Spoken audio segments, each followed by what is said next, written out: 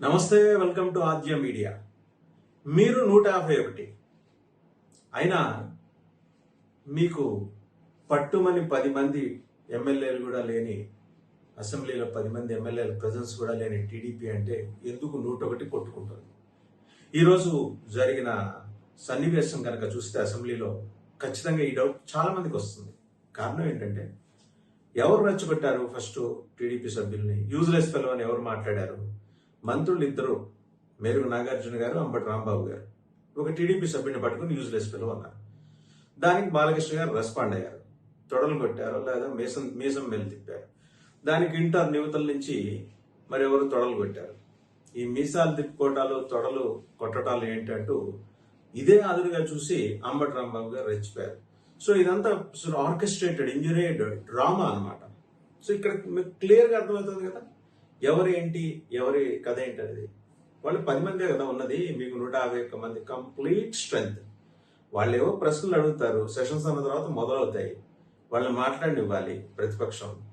అసెంబ్లీలో మరి రకరకాల అంశాలు ప్రస్తావనకు వస్తాయి. బాలకృష్ణ గారు యాక్టివ్ రోల్ తీసుకొని మాట్లాడుతున్నారు, మీసం మెల్లి తిప్పారు. మొదటి తప్పిదంగా భావించి హెచ్చరిస్తున్నాం స్పీకర్. ఏంటి ఆ పదజాలం? రెండు వైపులా జరిగింది, మరి ఇద్దరికీ చెప్పాలి కదా. స్పీకర్ అనే ఆయన సమవర్తి, ఆయన అక్కడ సభాధ్యక్షుడి స్థానంలో కూర్చున్నప్పుడు వారికి వెలువరించాల్సింది ఏంటి? మామూలుగానే ఆయన మొదటి నుంచి కాంట్రవర్షియల్ గానే వ్యవహరిస్తూ వస్తున్నారు. స్పీకర్ స్థానంలో కూర్చున్నప్పుడు పార్టీలకు అతీతంగా వ్యవహరించాలన్న ఇంగితాన్ని విస్మరించి, అంటే మనం ఇక్కడ సంస్కారపూరితమైన పదమే వాడదాం, ఇంగితాన్ని విస్మరించి స్పీకర్ ఆ విధంగా చేయటం ఏంటి? అసలు మంత్రులు అంబటి రాంబాబు యాజ్ వెల్, ఇంకా మాట్లాడింది ఎవరు?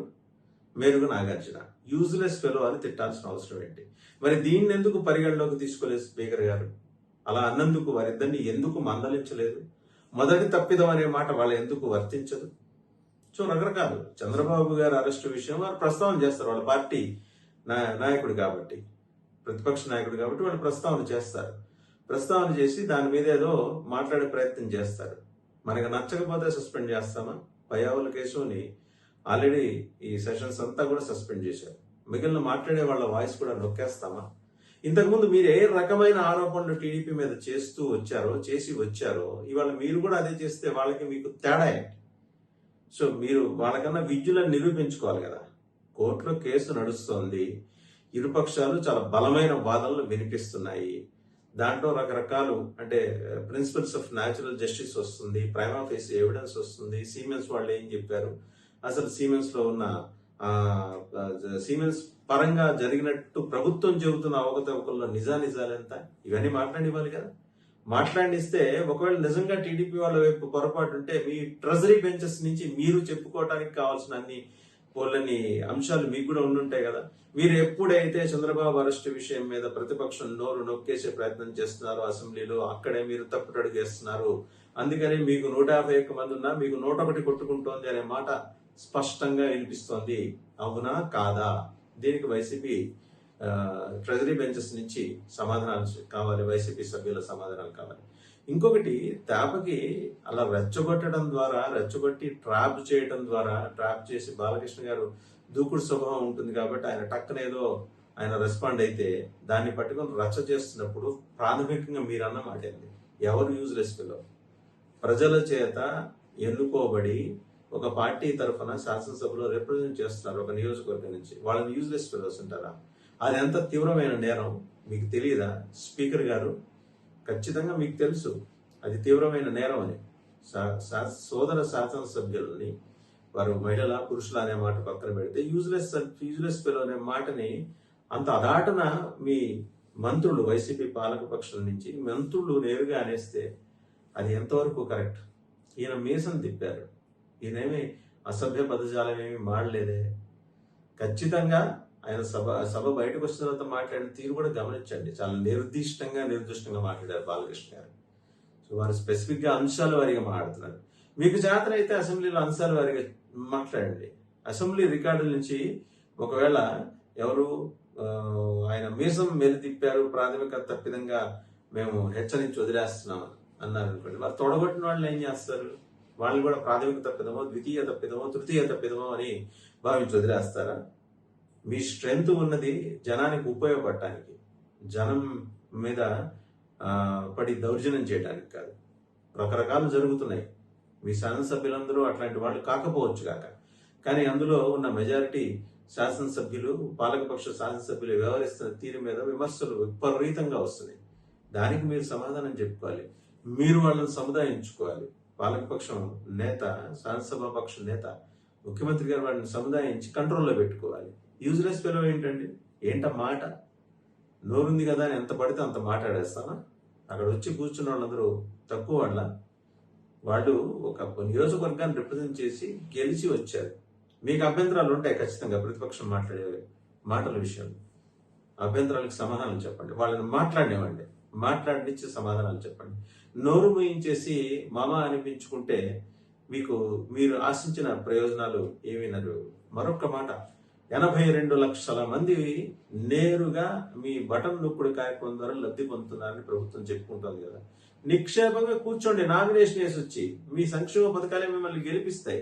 ఒక్కో కుటుంబం నుంచి 2 నుంచి 4 ఓట్లు ఉన్నాయనుకుంటే ఎంత కాదన్నా ఒక 2 నుంచి 2.5 కోట్ల ఓట్లు మీ జేబులో వచ్చి పడతాయి.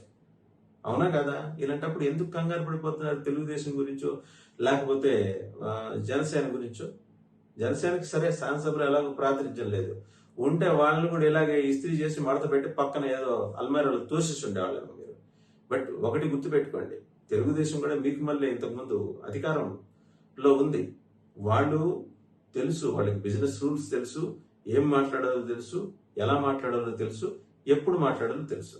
చంద్రబాబు గారి అరెస్టు సక్రమ అక్రమ అనే విషయం పక్కన పెడితే ప్రతిపక్ష నాయకుడు అరెస్టు మీద వాళ్ళకి మాట్లాడే హక్కు ఉంది. Which speaker can not rule out. Speaker స్థానంలో, సభాధ్యక్ష స్థానంలో కూర్చున్న ఒక సీనియర్ నాయకులు మీరు ఎట్లా రూల్ అవుట్ చేస్తారు? పైగా వార్నింగ్ ఎలా ఇస్తారు మీరు బాలయ్యబాబు గారికి? ఆయన ఏంటి మేసం వెళ్ళి తిప్పారు, అది మీ అబ్జెక్షన్. మరి అంతకుముందు అబ్జెక్షన్ ఏంటి? వాళ్ళు ఏం మాట్లాడారు? యూజ్లెస్ ఫెలో ఎవరిని ఉద్దేశించి మాట్లాడారు? So these are all the things. మరి మీరు పాలకపక్షంగా మీరు సమాధానం చెప్పాలి. జనం మునుపటి మాదిరి ఊరుకోవట్లేదండి. సోషల్ మీడియాలో కడిగి పారేస్తున్నారు, తాడ తీస్తున్నారు. సో మీరు దానికి కూడా సిద్ధమైతే హెల్ప్లెస్. ఏం జరిగినా పర్లేదు.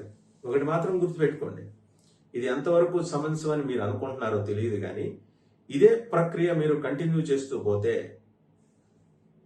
కనీసం ఒక్కొక్క సంఘటన మీరు ఇలాంటి దానికి పాల్పడితే తడవకి 1,00,000 ఓట్లు వెళ్ళి టీడీపీ ఖాతాలో పడతాయి. మీరు సిద్ధంగా ఉన్నారా? మరి మీరు నమ్మి బటన్ నొక్కుతున్న 82 లక్షల మంది లబ్ధిదారులు, వారి కుటుంబాలు అంతే కలిపితే 200 కోట్లు. అందులో మీరు బోగస్ ఓట్లు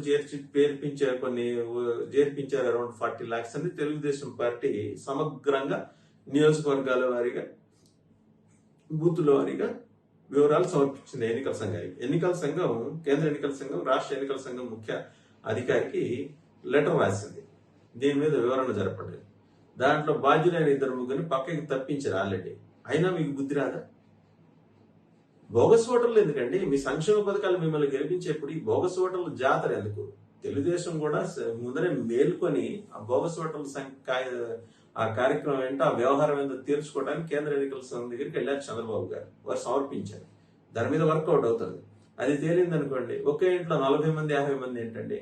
ఎక్కడి నుంచి వచ్చేస్తున్నాయి వాళ్ళకి ఆధార్ కార్డులు? ఎక్కడి నుంచి వచ్చేస్తున్నాయి వాళ్ళకి ఓటర్ కార్డులు? ఏం చేస్తున్నారు? కేంద్ర ఎన్నికల సంఘం ఒకవేళ నిశ్చితంగా రంగంలోకి దిగితే మీరు ఎక్కడ ఉంటారు? మీ వైపు చాలా లేకునే ఉంది, చాలా తప్పిదాలు ఉన్నాయి. ఒక్కటి గమనించండి, ఇలా రుబాబు చేసి, హడావిడి చేసి, హంగామా చేసి, నోరు పారేసుకొని, ఇప్పుడు అక్కడ మరి తెలుగుదేశం పార్టీ తరఫున ఫేస్ వాల్యూ గట్టిగా ఉండి వాయిస్ వినిపించడానికి బాలకృష్ణ గారు ముందుకు వచ్చినప్పుడు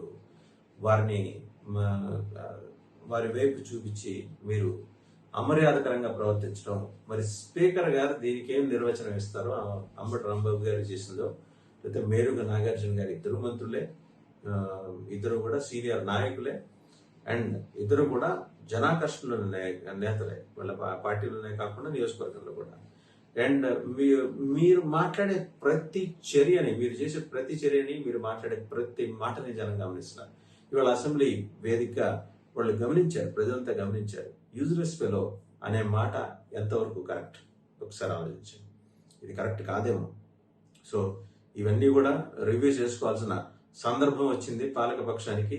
మీకున్న 2.5 కోట్ల ఉందో మీకున్న 40% ఆల్రెడీ పాకెట్ మీరు జేబులో వేసుకున్న ఎస్సీ ఎస్టీ బీసీ మైనారిటీ ఓట్లన్నీ కన్సాలిడేటెడ్ గా మీకు పడతాయో లేదో అనే దానికి సంబంధించి చాలా సందేహాలు ఉన్నాయి. సో యూ నీడ్ టు వాటన్నిటికి సంబంధించి మీరు సమాధానం చెప్పుకోవాల్సిన అవసరం వచ్చింది. ఈ మీసాలు మీరు తిప్పారని ఆయన్ని హెచ్చరించడం ప్రాథమిక హెచ్చరిక అంటాం. సో పీపుల్ ఆర్ వాచింగ్ అండి. స్పీకర్ గారు, మీరు సభాధ్యక్ష స్థానంలో ఉన్నారు, సంయమనం పాటించండి, సమన్యాయంతో మాట్లాడండి. వీరిని హెచ్చరించినప్పుడు వారిని కూడా పిలిచి హెచ్చరించండి. అప్పుడు మీరు స్పీకర్ అని అనిపించుకుంటారు.